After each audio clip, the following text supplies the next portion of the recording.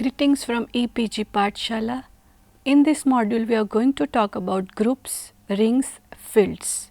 They have a special importance in cryptography because whenever you try to define any cryptographic algorithm, there may be a need of inverse, additive inverse and multiplicative inverse. They must have certain characteristics like they may be commutative, transitive. So, for that we have defined groups, rings and fields.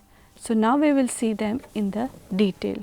Groups, rings and fields, they are the fundamental elements of abstract algebra. Combine two elements of a set to obtain a third element of set. A group G is denoted by G and dot. Here dot indicates any binary operation. Set of elements with a binary operation denoted by dot that associates to each ordered pair A, B of elements in G and element A dot B in G such that following axioms are obeyed. So, you have two operators A and B and you have an operation denoted by dot, and if you apply it on A and B, there should certain axioms that must have been obeyed. The first says closure A1. Closure, if A and B belong to G, then A dot B is also in G. If you have selected elements from G, A and B, after applying binary operation, it also should be there in G. A2 says associative A dot bracket B dot C bracket complete equal to bracket A dot B bracket complete dot C for all ABC in G, means the order is changed, still the result does not change. It's called associative. A3, its identity element. So, element E in G is such that A dot E equal to E dot A equal to A for all A in G. A4, the fourth axiom, tells about inverse element. For each A in G, there is an element A dash in G such that A dot A dash is equal to A dash dot E equal to E, which is identity element. Finite group, if a group has finite number of elements, it is referred as a finite group. Number of elements in the group is called the order of the group. A group with infinite number of elements is called infinite group. Abelian group, a group is called abelian if it follows the following axiom in addition to A1 to A4. You have it in mind when I say A1, it says closure, A2 says associative, A3 says identity element, A4 says inverse element. Identity element is clear to you. Any element combined with that identity elements, it gives element itself. Applied with inverse element gives identity element. Abelian group adds one more axiom that says commutative. Commutative says A dot B equal to B dot A for all A, B, those are in group. The set of integers positive, negative and 0 under the addition, is it an abelian group? So, let us start checking. First A1 was the closure. This time we have a set of integers including negative, 0 and positive numbers. So, if you add two negative numbers, you are going to get a negative number. So, it is also in the set. If you are adding two positive numbers, it is also there in the set. If you add one negative and one positive number, it's likely that you may end up in a negative number, or you end up in a 0, or you end up in a positive number, but it is also included in a set.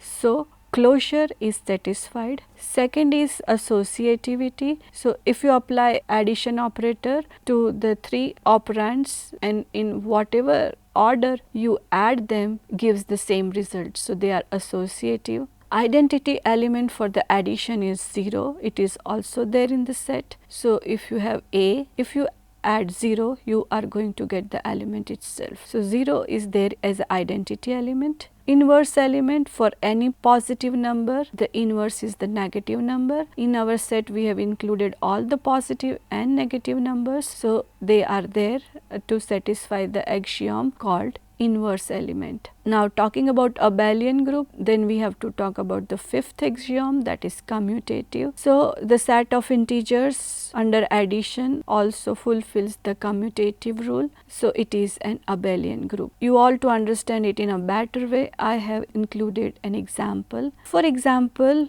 if we check the set of integers with positive, negative and 0 under addition, first for the closure I have taken 5 plus 2 to be 7, it is there in the set, minus 2 plus 3 equal to 1, it is there in the set, minus 3 plus minus 6, it gives you minus 6, so it is there in the set. Associative, for that what I have shown, 3 plus in the bracket 4 plus 5 is bracket complete is very much equal to in the bracket 3 plus 4 bracket complete plus 5. Even if you have the negative numbers minus 2 plus minus 5 plus minus 6, they may give you the same result, minus 2 plus minus 5 plus minus 6. Identity element, as I said, 0 is the identity element, so 5 plus 0 gives you 5. Minus 3 plus 0 gives you minus 3. So identity element axiom is also satisfied. For the inverse element, for 5, the inverse of 5 is minus 5, which gives you identity element 0. So inverse element axiom is also satisfied. For commutative, 5 plus minus 7 equal to minus 7 plus 5. For the group operation addition, the identity element is 0 and inverse element of A is minus A. Here we define subtraction to be A minus B is equal to A plus minus B. So subtraction is also considered in terms of addition with a inverse element of B. Next question arises, the set of non-zero real numbers under multiplication is an abelian group. So it says yes, it is an abelian group because it satisfies all the axioms. It says we are talking about now non-zero real numbers. So first was closure. For any real number, its multiplication with the real number is going to give you a real number. So closure is satisfied. Multiplication is inherently associative. Identity element, so multiplication has identity element 1, so it is also there, and we have included the set of non-zero real numbers. So we are not talking about 0. Next we are talking about the fourth axiom. Fourth axiom was inverse element. So for multiplication we have an inverse element because we have covered all the real numbers, and fifth is commutative, where multiplication is inherently a commutative operation. The set of non-zero real numbers under multiplication is an abelian group. Next I introduce cyclic group. A raised to 4 means we want to multiply A for the 4 times A into A into A into A. If you say A raised to 0, it gives E. A raised to 0 is always 1. We will call it an identity element. For the multiplication, we will denote it by E. A raised to minus n will be taken as A dash raised to n, where A dash is the inverse element of A within the group. A group G is cyclic if every element of G is a power A raised to k. K is an integer of a fixed element A that belongs to group. So you need to keep in mind A is always a member of a group. We are not going out of the group. The element A is said to generate the group G or to be generator of G. A cyclic group, once again I would define, a group G is cyclic if every element of G is a power A raised to k. If not clear, we will take an example, but before I take an example, a note about cyclic group. A cyclic group is always abelian. It may be a finite or infinite group. Taking the example, additive group of integers is an infinite cyclic group generated by the element 1. Additive group means 1 plus 2 plus 3 plus 4 going infinitely. They can be expressed in terms of 1 raised to 1 plus 2 raised to 1 plus 3 raised to 1 and so on. So we could represent them in terms of A raised to k, and that is why this is called a cyclic group. Next we talk about a ring. A ring R is denoted by R. Set of R comma plus comma cross represents multiplication. So R with addition and multiplication, it is a set of elements with two binary operations as I said, plus for addition, cross for multiplication, such that all axioms are followed for all A, B and C in R. Which axioms? To start with, A1 and A5 we already have seen in the group. So, to be a member of ring, those axioms should be satisfied. So, R is an abelian group with respect to addition. The additional axioms are M1, closure under multiplication, because this time we are going to talk about addition as well as multiplication operation for a set of elements to be a ring. So, closure under multiplication, AB is in R if A and B belong to R. A and B, if they are the elements of ring, under multiplication also if multiplied together, the result should also belong to R.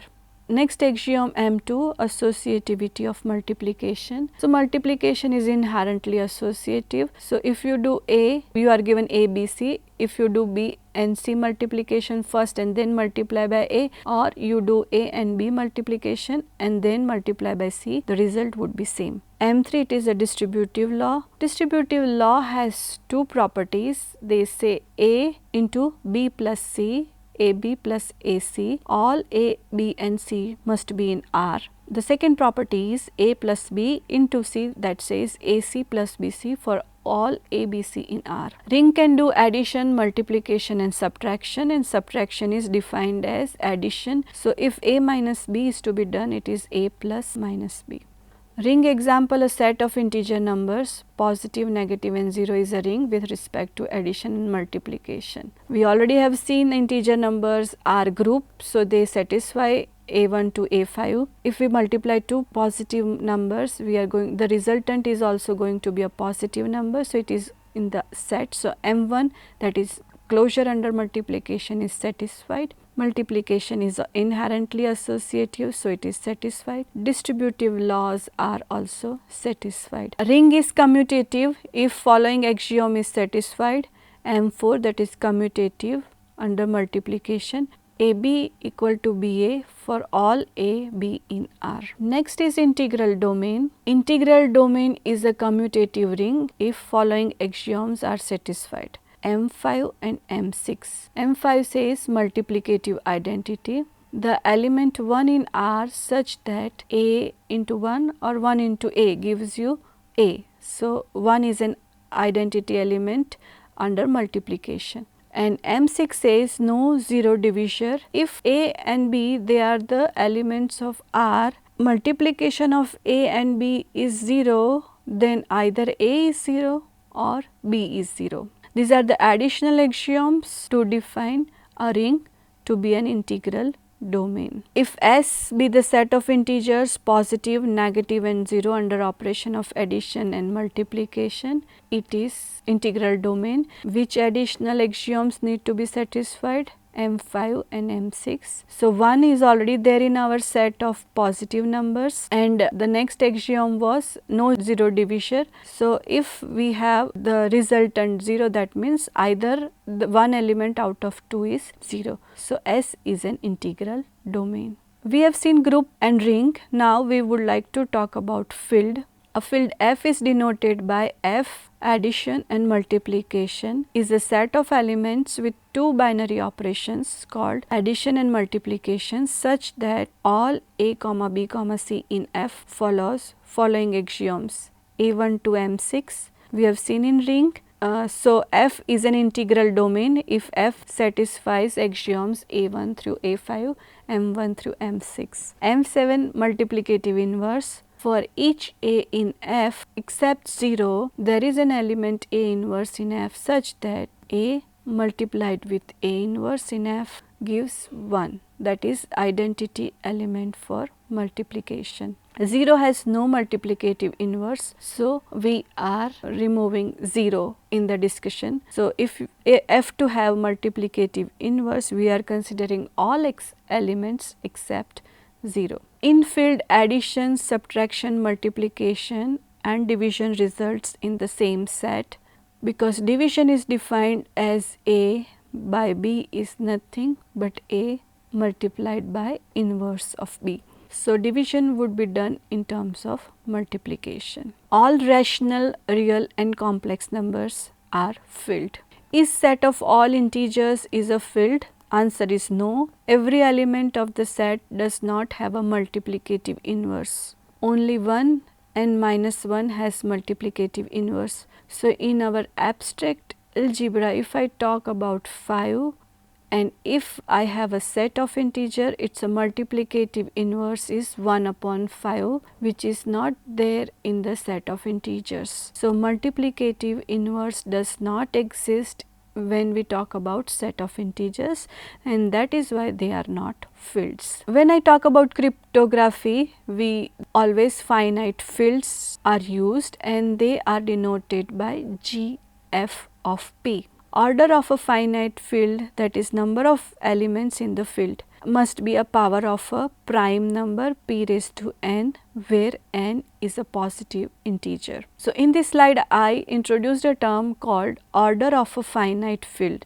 It is nothing but a number of elements in the field, and those numbers, number of elements, should be equal to a power of prime number, that is p raised to n. We denote them where n is a positive integer. Going ahead with GF p raised to n, finite field of order p raised to n is GF p raised to n. We denote them by GF. GF stands for Galois field. It is from the name of a mathematician. Two special cases of this Galois field exist. In first case, n is equal to 1, then it becomes GF of p, and in other cases it becomes n greater than 1. Finite fields of order p for a given prime number p, finite field of order p.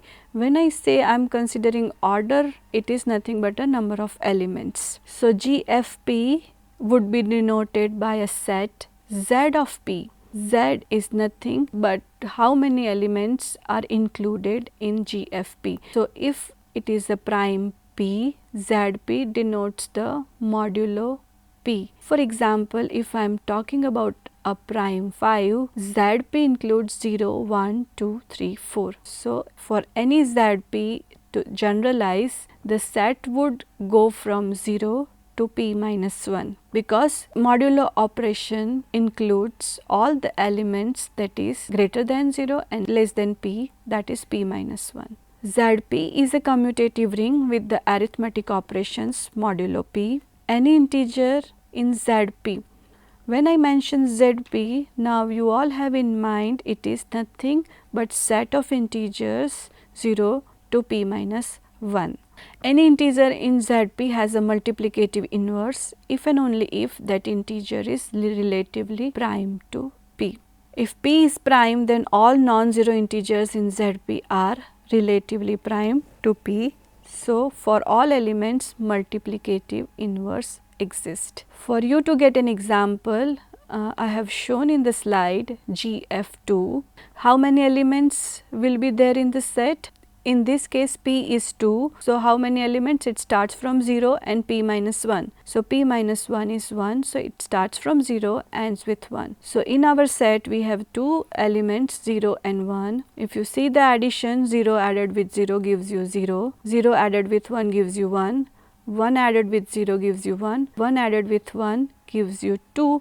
But 2 is not a member of ZP, Z2. So what we need to do? We need to do mod 2. So result is 0. 2 mod 2, result is 0. So if we add 1 plus 1, it results in 2.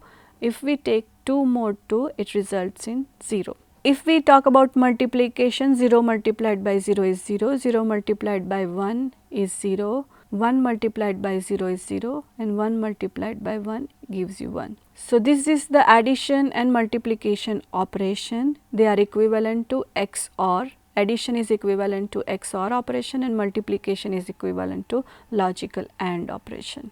How to find multiplicative inverse in GFP? If A and B are relatively prime, then B has a multiplicative inverse modulo A. For positive integers B less than A, there exists B inverse which is less than A such that B inverse. If you multiply a number by its multiplicative inverse, it is always going to result in 1, but this time we are talking about modulo A.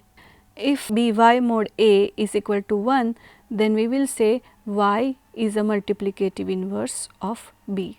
To illustrate further, if I have a prime number, then all elements in the set has multiplicative inverse. To show that result, I have shown you the addition table of GF5 multiplication modulo 5. So, what you can observe is when I prepare an addition table, it sounds easy. Now, we have learned the method.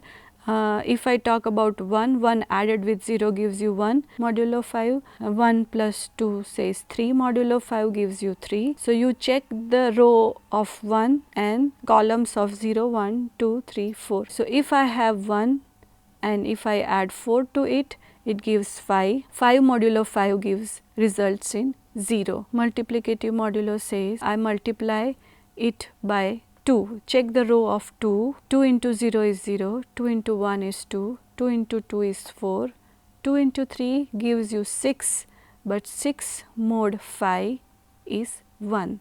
2 into 4 actually results in 8, but we are talking about modulo arithmetic, so 8 mod 5 gives you 3. If we prepare a table of additive and multiplicative inverse in case of modulo 5, I have denoted the elements by W and its multiplicative inverse by minus W, its additive inverse by minus W and its multiplicative inverse by W inverse. So, check the table. If it is addition table, once again if I check the row of 1, its multiplicative inverse its additive inverse is 4, because 1 added with 4 gives 5 and 5 mod 5 is 0. For our discussion, 0 is an identity element for addition and 1 is an identity element for multiplication. So, if you check the row of 2, 2 multiplied by 3 results in 6 and 6 modulo 5 results in 1. So, that 1, if 1 is achieved, it is a multiplicative inverse. So, we can say 2's multiplicative inverse is 3. Finite fields of the form GFP, if we continue that discussion, finite fields are used in cryptography. The number of elements in the field must be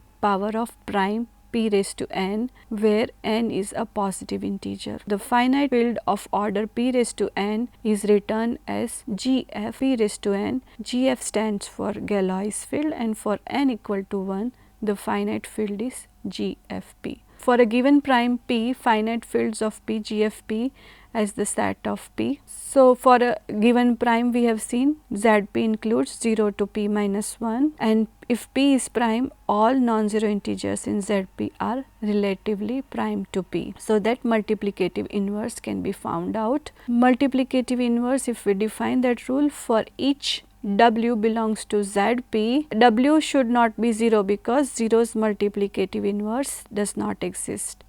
For rest there exists a Z that also belongs to the ZP such that W into Z is congruent to 1 mod P. Means if you multiply W by Z and take a modulo, it results in 1. So, GFP has the following properties. GFP consists of p elements. The binary operations plus and multiplications is defined over the set. The operations of addition, subtraction, multiplication and division can be performed without leaving the set. Each element of the set other than 0 has a multiplicative inverse also. To summarize this module, we looked into rings, group and field, and we checked the different axioms those need to be satisfied to announce a set to be group, ring and field. Field has a prime importance in cryptography, and we have seen that we will use GFP, that is Galois field of the order P.